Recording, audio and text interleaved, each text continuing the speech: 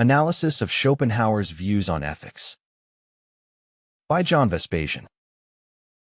The uniqueness of the ethical system put forward by Arthur Schopenhauer, 1788 to 1860, becomes clear when we compare it with other philosophies. I regard it as particularly enlightening to compare Schopenhauer's ethics with Taoism and Stoicism. Taoism was created in ancient China. It predicates harmony with nature, spontaneity, modesty, simplicity, and steering away from violence. Lao Tzu, 6th century BC, preceded Plato by a century. After his death, his disciples put his teachings in writing. For Taoists, the higher values are inner balance and tranquility. They view those as more important than justice and self-fulfillment. Schopenhauer's and Taoist ethics. A commonality between Taoism and Schopenhauer's ethics is that both of them regard compassion as a cardinal virtue. For Taoists, compassion rests on the belief that all living creatures are interconnected and that it's good to help alleviate suffering in others. Nonetheless, Schopenhauer's ethics call for self-awareness, foresight, and taking initiative against impending danger. This is not the case of Taoism. Its emphasis on aligning oneself with the world and living in harmony with events is not compatible with determined action.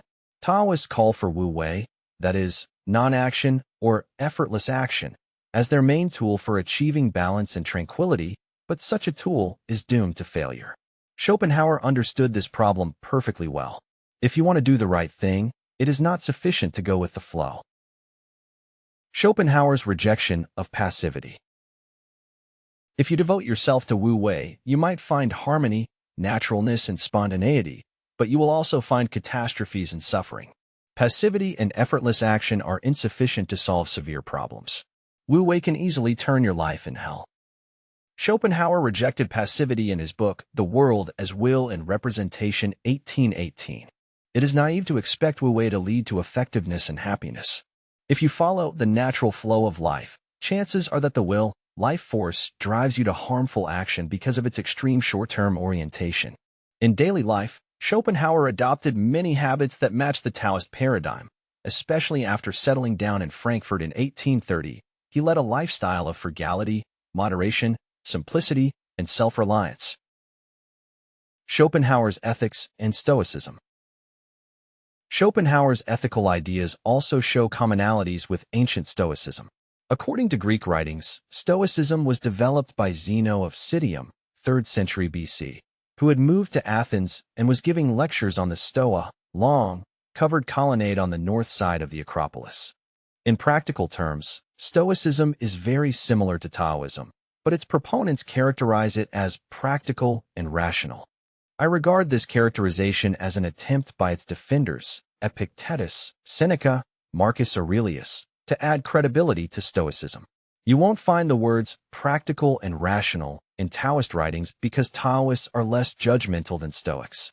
They predicate harmony with the natural order, even in the face of vast injustices.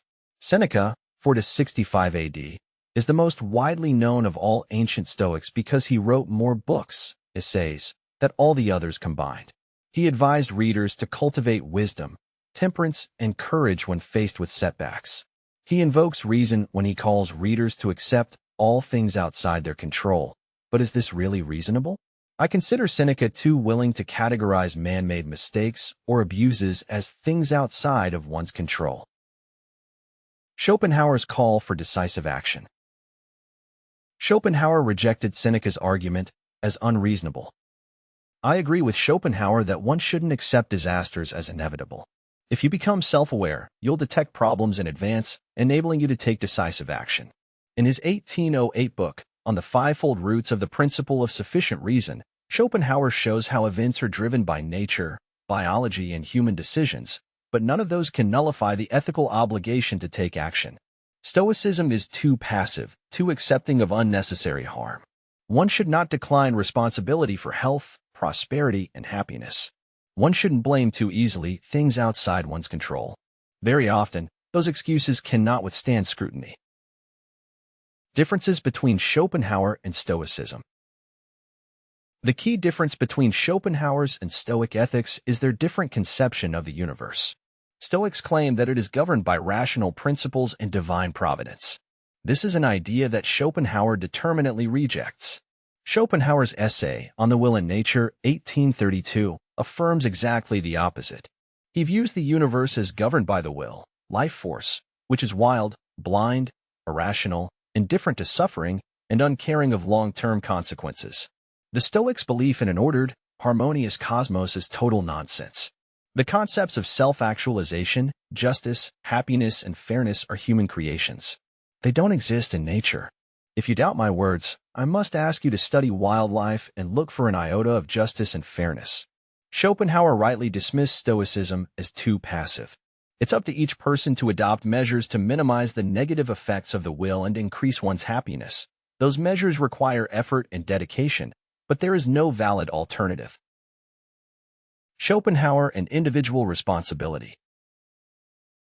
The Stoic call for accepting with equanimity everything that is outside one's control, external events, other people's actions, mistakes, etc., is defeatist, unworkable, and suicidal. If you adopt the Stoic views, you'll relinquish wealth, fame, health, and pleasure all too easily. Schopenhauer considered it wise to remind ourselves of our limited lifespan. Fair enough, but the fact that we will all die one day does not relieve us of the responsibility of making the best of our lives.